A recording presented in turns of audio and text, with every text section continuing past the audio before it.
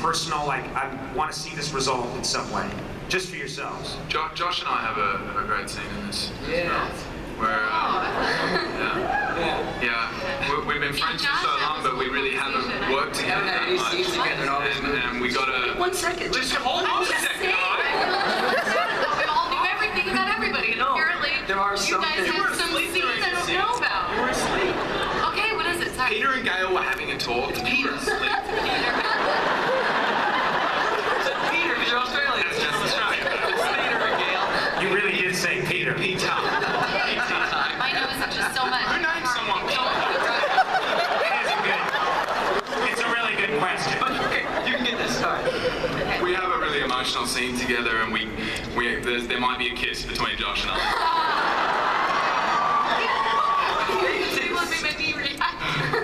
This is no spoilers, man. Yeah, sorry. He said maybe. Forget it. I'm excited because I feel that, you know, in the stories leading up to this one, Katniss is always, she doesn't want to be a piece of the game. That's what Peeta sets out from the beginning, and yet there's always somebody calling the shots for her. Whether it's Snow, or it's Plutarch, or it's Coin. And this is the story in which she finally takes control of her own story, takes control of her destiny, and makes decisions that she makes for herself. Not the easiest decisions at all, but I think watching a character and a woman truly come into her own and make decisions to set her own course. For Katniss, who we've seen grow up through these movies, that to me feels very satisfying. Was there a final day? Was there a moment where you guys all wrapped and realized, okay, this is done now, and you were all in the same place? God, one of those classic Hollywood stories where you're in Prague, you're in Stade, you're in Berlin, you know, you're all in different places. Well, you guys were wrapped. Me and Josh wrapped the day before the last day of wrap, and then we came to set when you and Woody had the last scene. Yeah, and then we held each other. We had an emotional holding. An hour. Yeah. During, we hadn't actually finished shooting yet, but we felt the need to have a good hug. And there's no way of saying this that doesn't start rumors, but that night we held each other and slept like puppies. It's true. It's fantastic. Yeah, but it was great because like afterwards we got to we were all there for that final rap moment, and then we just kind of moved. It was really weird, like old historical building in Berlin, and there was like this back hallway leading to this giant ballroom. We got the whole crew back there, and Frank just gave like a great speech, and I think you tried to give a speech or something. I didn't try. No, I didn't. Woody gave a speech. Yeah, it was great. But no, it's super I emotional. can't imagine Woody giving a speech. That would be an interesting He gave a speech. slur. Listen, everybody. He gave an accent. No, Francis gives this emotional speech, but that always happens to me. I'll listen and like we're crying, and then somebody will always be like, "Jen, do you have anything to say?" And I'm like, one, I can't follow that, but what have we learned over the years about me in public speaking? Just don't do it. Don't do it. Yeah, like. I have a kill switch for your mic under the table. All right, we are going to get some questions from the audience, but first we have a couple of fan questions from social media. Yeah. My favorite. Yeah. Exactly. My question to Willow from @Twitter. If you lived in Pan Am, which district would you like to live in? Question mark. Or even the capital? Question mark. That's a hard question. I mean, all the districts are not super fun. So, I mean, I feel like I would actually say District 12 just because I feel like the people in District 12 are pretty great. Like, I mean... And you already know them. Exactly, I'm so familiar with them. Like, we have coffee all the time, and so, you know, but I feel like they're really, like, strong, independent, hardworking people that, like, stick with their families, and I don't know, it's just cool. Like, we got a good vibe going on, you know what I mean? Like, we got a good vibe. Am I crazy, or isn't the place to live President Snow's palace? I mean, so the guy's a jerk, but it's an incredible house. It is. Running water. Whenever they cut to the district, everyone's sad, trying to eat a squirrel, and then you look at Snow, and he's eating pudding out of a silver bowl. I thought about that for a second, because I was like, you know, I love food so much that it's kind of, I'm split, but, yeah. He lives in a 5-star hotel. All right, I have a question. This is for Josh Hutcherson. from Everdean's Arrows, Twitter. A lot of fans would like to see the books from PETA's point of view. Would you like that? Well, yeah, because you get paid more. That'd be interesting. I think every character has such like a different perspective of the story that I think there's a lot of characters that would be cool to sort of explore, you know, their inner thoughts. Like you get to get inside of Katniss's mind. But I mean, Katniss is the obvious choice to kind of go through the story. So I'm very happy that it was done in her perspective. I think with each character, it'd be cool to see kind of their own little view of the world that's going on. Okay, question to Liam from Hemsworth's Hugs, Twitter. This question is from me. That's a good hug to have. That's my handle.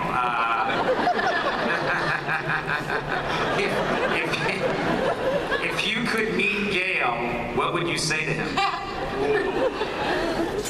Probably say, it's all right, mate. There's plenty of fish in the sea.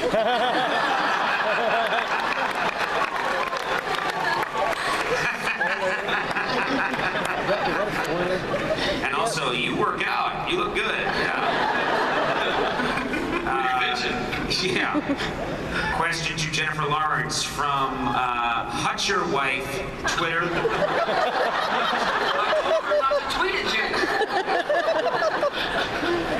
If you could keep one of Katniss Everdeen's costumes, which one would you choose? Classic wifey. Well, I love the wedding dress from Catching Fire because it's understated.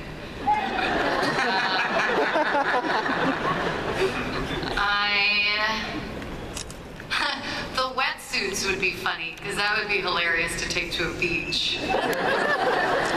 So maybe the wet. You know what? I do one that's in the museum, and I spotted this. It's the orange backpack from the first Hunger Games. Because I just have so many memories of hiding my phone in there. But I can't have it. Where did you see it? You saw it in a museum? Yeah, there's an exhibit, a Hunger Games exhibit at the Whitney. Josh and I went every day. Times Square. Not the Whitney. Times Square. Yeah. Discovery Times. But I hit the kill switch, Josh hit the kill switch. Anyways, ladies and gentlemen. No, they actually, we were just there like a couple weekends ago in New York, and it's like this traveling Hunger Games exhibit that shows a lot of like the behind the world of Panem and like all the themes of the movie, and they have like a bunch of our costumes. They had a bunch of stuff that I wanted. It doesn't work. I turned it back. Can't you guys steal stuff if there's something on the set that you really want? Have you taken something like, oh, I love the crossbow, I can't let it go, and someone's there saying, that's made of First of all, graphite. it's not a crossbow, it's a longbow. Crossbows are easy. I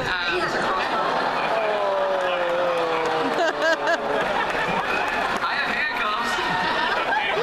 I'm sorry, but all I have to do is pull a trigger. It's been months and months of training so that I can be called a crossbower. I stole the little. I have just all made those- a fool I out of have me. those bows. I have my rehearsal. Well, there were a lot of different bows when shooting. There's the close-up bow, which has no scratches and it's been Jennifer proofed. Yeah. And then there's the shooting one that really has all the scratches on it. The one that I caught in the grass and it hit me so hard in the chin that I flew myself backwards. And there's the lip one, too. And the lip. Crazy. It's easier to pull. Yeah. And then there's a rehearsal one just to get used to the weight. And that's the one they tried to give me as if I wouldn't notice. So you're bitter, is what you're saying. Very, very bitter. I don't know what I'm going to do with these artifacts. It's not like I'm going to have them laying around my house. But yeah, I feel a sense of ownership. We have another question here for Jennifer at Sassy Joshua. Scandals. Your character Katniss has amazing braids throughout the franchise. How are your braiding skills? Oh, terrible. I have two brothers, and my mom's never been one for doing hair. I barely know how to do one. Right.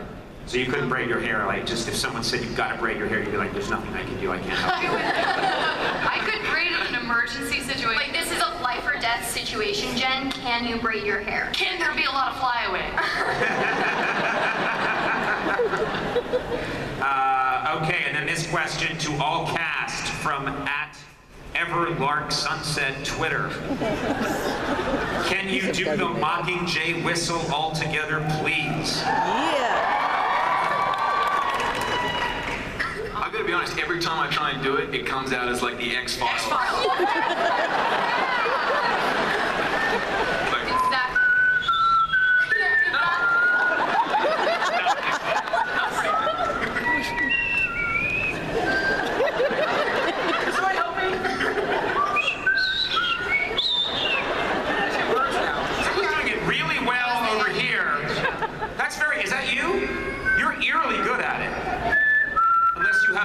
Bird with you. I haven't done this in a really long time. I don't think my character ever does this.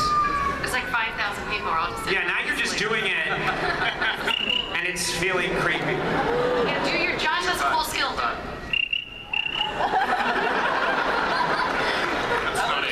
I've heard that when I tell jokes sometimes.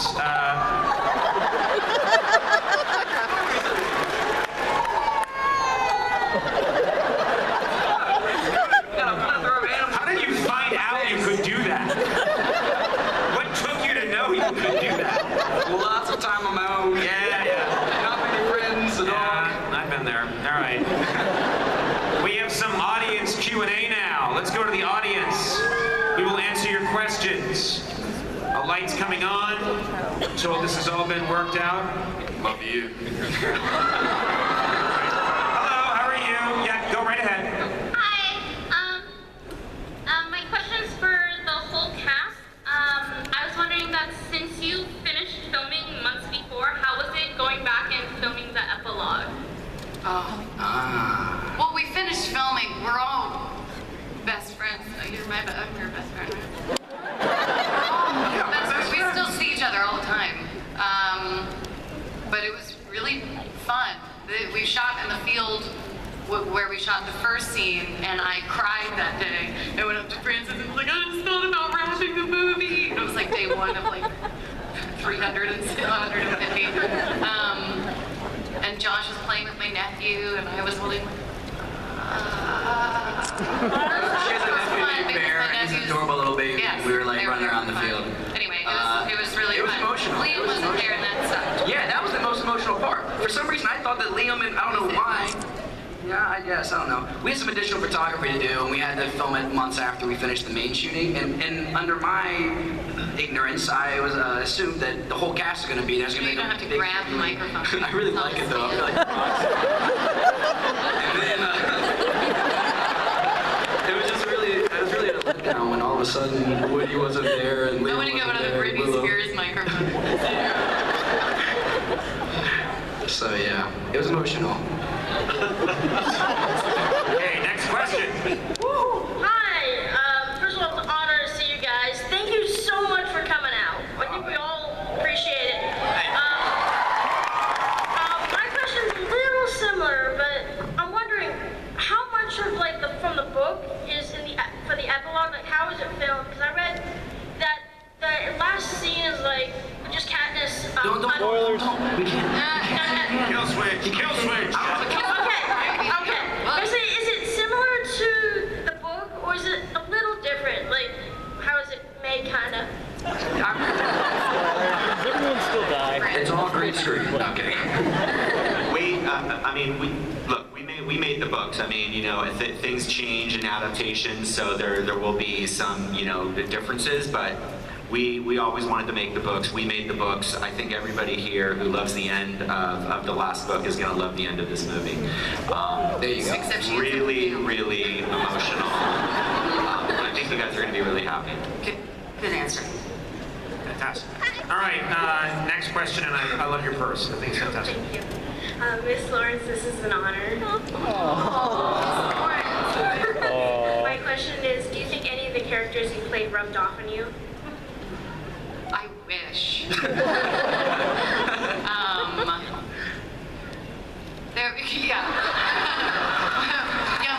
The drinking really rubbed off on me from American Hustle.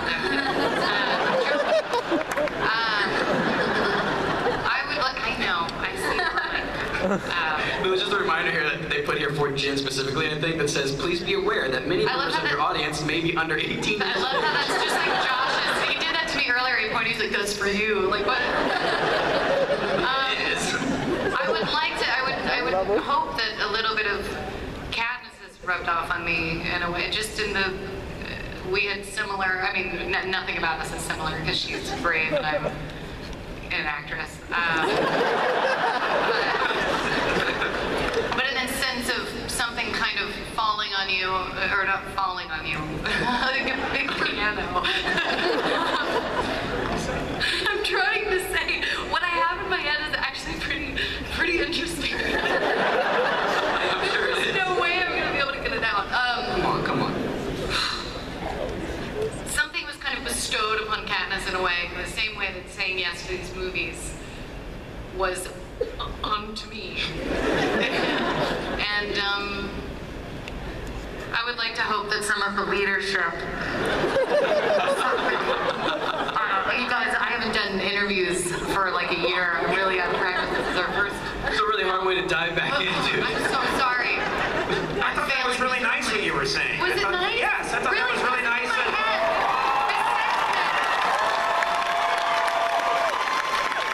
You're too hard on yourself. I know they're making fun of me.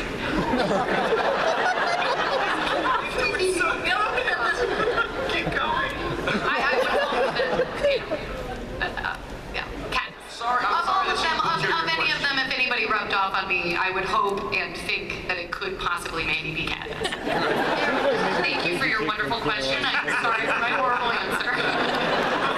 It's a great answer. Next question.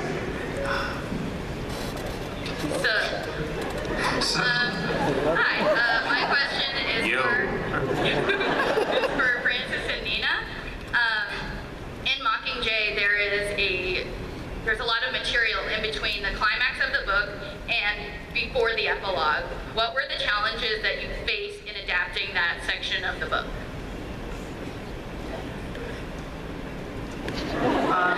Francis is like, I don't know.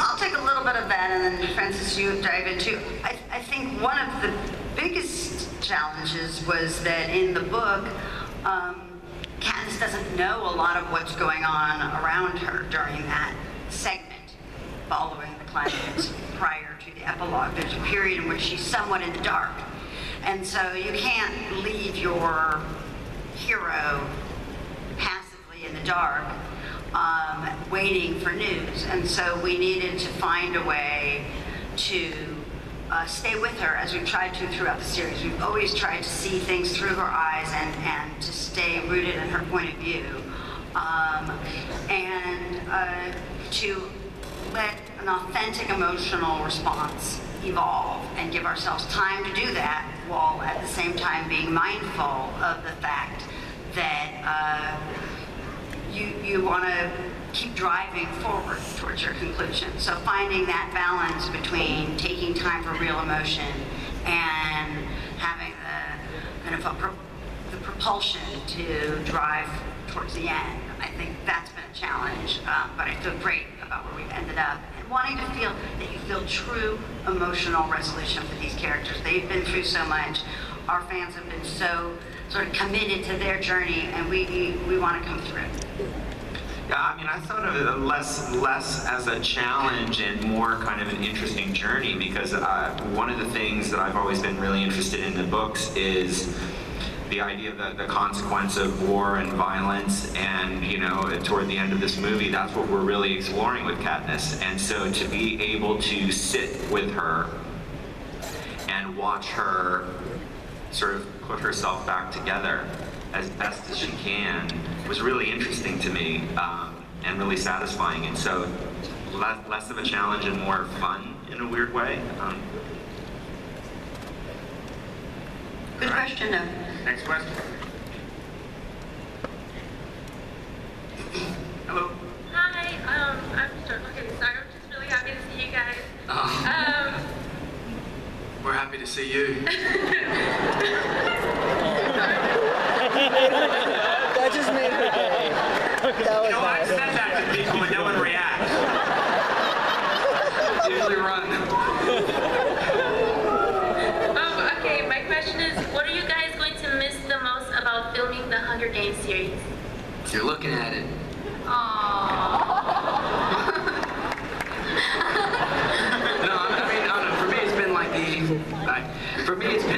the